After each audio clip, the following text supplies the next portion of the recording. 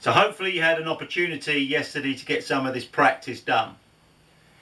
I've had a couple of emails and a couple of phone calls about the practice, but for those that haven't contacted me with any questions, hopefully you discovered where in actual fact in the first place the club head, where it was getting close to the ground, at the angle it was coming in to, at the speed it was coming in to the pinprick or the ball, whichever you'd chosen to use, and that then you'd managed to effect change to that club head and possibly club face without any golf instruction, without necessarily knowing what you were doing, but certainly feeling what you are doing, and notice that you could have an effect on that club head, club face.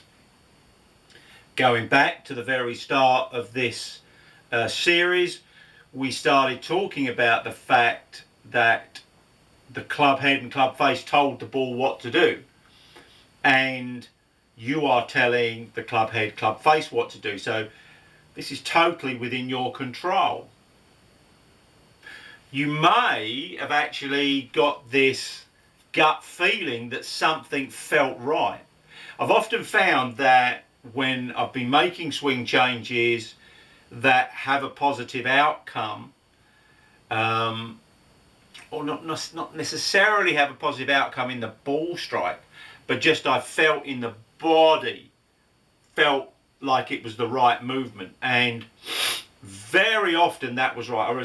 I remember distinctly working with the dynamic balance platform, which was measuring the movements of centre of gravity within the golf swing, and we've got some plots off some very good tour players, and also the England team, and a few, some top PGA players in the States, and saw their plots and saw how consistent their plots were first, and then mostly that they were rotary around the C or G, maybe a little bit of movement towards the off-target foot and towards the target foot. And then when I started to explore how I could get my mat the same, then I noticed as soon as I made that movement, it felt really good.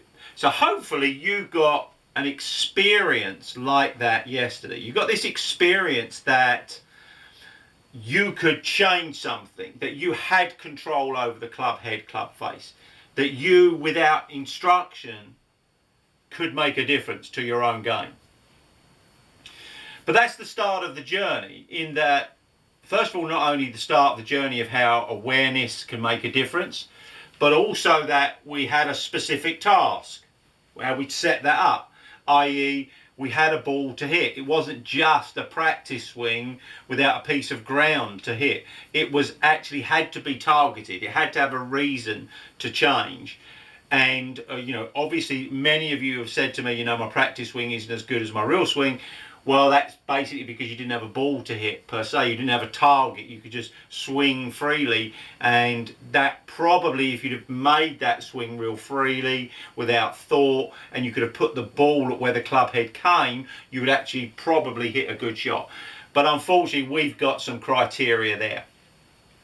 Now, here's the challenge, is that, again, if we go back to the early sessions, we discussed the fact that you had to make so many repetitions to make something become automatic, so you could take it on the golf course and use it within the pre-shot routine package. So tomorrow I'm going to tell you a little bit how you could massively accelerate that. It's a little bit out of your comfort zone, it may be a little bit of a stretch for you, but I'll give you some metaphors about why it should work, could work, and you could make it work. Until then, stay safe.